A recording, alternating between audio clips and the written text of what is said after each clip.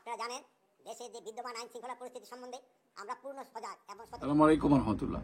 স্বরাষ্ট্র উপদেষ্টার কোন কথাটা আমরা গ্রহণ করি আর কোনটা বর্জন করি?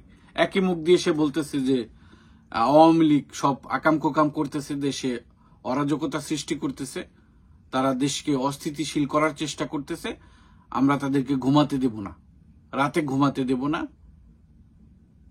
তাদের ঘুম হারাম করে ফেলবো।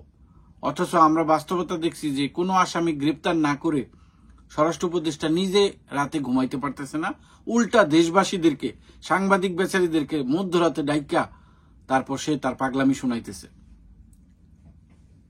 আসলে আমরা কাকে বিশ্বাস করব, কোনটা গ্রহণ করব? এর মধ্যে পজিটিভ দিকও একটা আছে, সেটা হচ্ছে সামনে রমজান, ধাম করে আপনি মনে করেন যে সেহরি খাওয়ার জন্য উঠবেন, একটা ধাক্কা, কিন্তু বড় একটা ধাক্কার ব্যাপার থাকে আপনার। কিন্তু স্বরাষ্ট্র উপদেষ্টা এই যে মাঝখানে মধ্যরাতে উঠে আপনার একটা অভ্যাস করাইতেছে, এটা একটা উপকার করতেছে, এটা একটা পজিটিভ দিক হিসেবে নেওয়া যায়।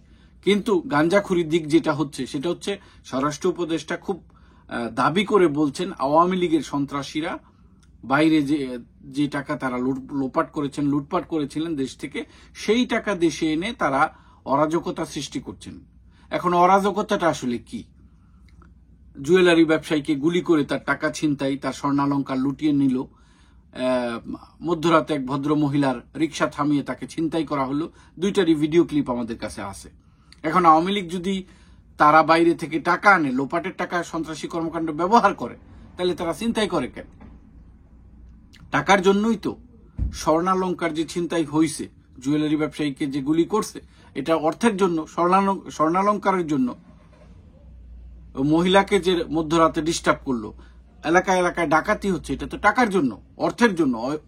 মানে দিন শেষে তো পয়সাটা ডাকাতদের চাহিদা, সন্ত্রাসীদের তো পয়সাটা চাহিদা। তাইলে এই স্বরাষ্ট্র উপদেষ্টার আসলে এই গাঁজাখুরি কথাবার্তার সমাধান কারো কাছে আছে? মানে সে কি বলতে চায় আসলে? এরকম অপদার্থ উপদেষ্টা আমরা কেন অ্যালাউ করব?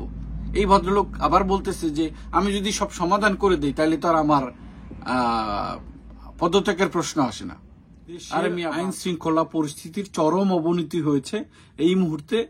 আমরা সমস্ত বাংলাদেশের মানুষ, সমস্ত প্রবাসীরা দাবি করছি যে স্বরাষ্ট্র উপদেষ্টা যে ভদ্রলোক আছেন, তিনি তার যে কর্মসংস্থান, তো তার যে কর্মক্ষেত্র, সেখানে 200 ভাগ তিনি ব্যর্থ হয়েছেন। আল্লাহর হস্তে আপনি এই পদটা ছাইরা যোগ্য কোনো ব্যক্তিকে এই পদের জন্য ছেড়ে দেন। আমরা অনতি বিলম্বে এই স্বরাষ্ট্র উপদেষ্টার পদত্যাগ দাবি করছি। আসসালামু আলাইকুম রহমতুল্লাহ।